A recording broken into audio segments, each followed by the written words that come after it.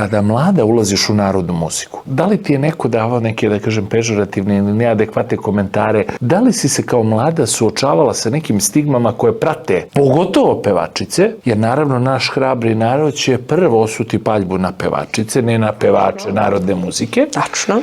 Kad si prvi put došla u kontakt sa time i kako si ti to reagovala? Jedna situacija koju nikada neću da zaboravim je situacija, ja sam pevala, pa da, to je bilo možda tako 4. ili ta 5. svirka pre korone. Mislim da je bio 8. mart, sećam se odlično, a bila je nedelja.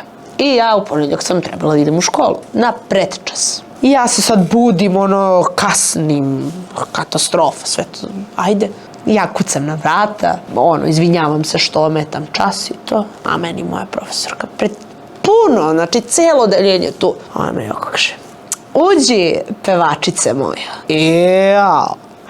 Ja zatvaram ona vrata, mislim se sama zemlja. Molim te, otvori se da me nema. Ne mogu ja ovo, da, stvarno, ne znam šta je to trebalo da znači. Kao, sad ja pevam, pa kao, ja sam došla u školu, ja nisam prespavala taj dan, nego sam došla.